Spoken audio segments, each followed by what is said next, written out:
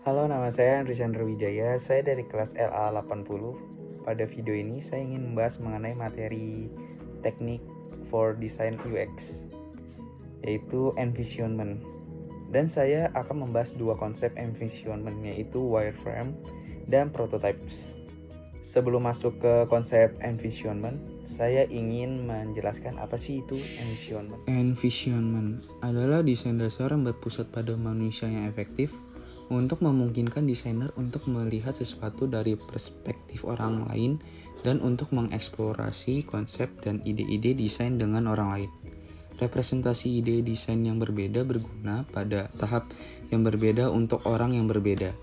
Jadi, kita bisa simpulin bahwa envisionment itu merupakan desain yang berasal dari seseorang yang mendesain dari awal sesuai dengan keinginan orang lain.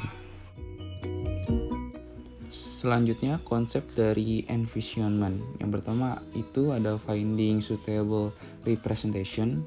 Yang kedua, sketching for ideation. Yang ketiga, visualizing look and feel. Yang keempat, mapping the interaction. Yang kelima itu ada wireframes. Yang keenam itu ada prototypes.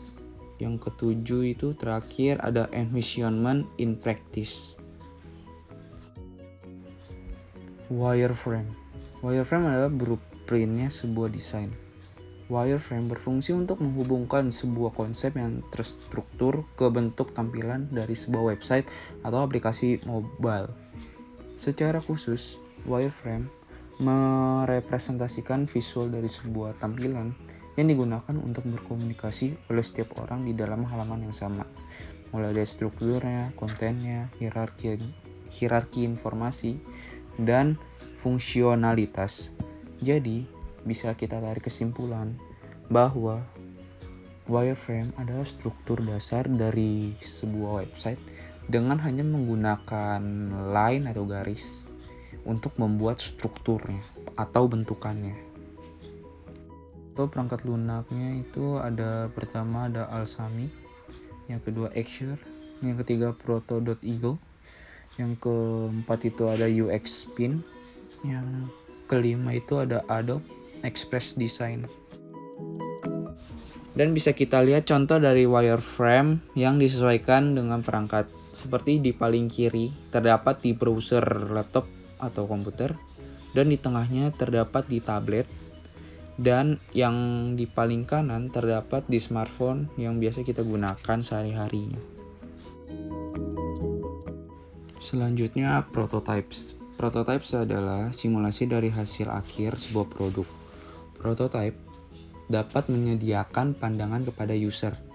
Prototype tidak hanya membantu dalam menguji ketelitian dan kegunaan dari desain yang kita buat, tetapi kita juga dapat membuka inovasi baru yang sebelumnya tidak kita duga. Jadi, bisa disimpulkan, prototypes itu proses pembuatan model sederhana software yang mengizinkan pengguna memiliki gambaran dasar tentang program serta melakukan pengujian awal. Dan teknik dari prototypes ada dua, yaitu ada paper yang sketsanya dibuat di media kertas dan digambarkan secara manual. Dan satu lagi yaitu menggunakan teknologi yang dibuat berbasis aplikasi. Bisa kita lihat perbedaan teknik tersebut. Terlihat teknik prototypes paper tidaklah praktis.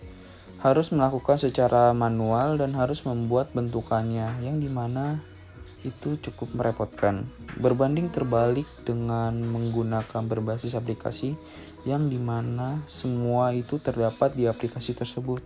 Jadi memudahkan seseorang itu membuat prototypes-nya. Oke, sekian dari saya. Mohon maaf bila ada kesalahan. Terima kasih.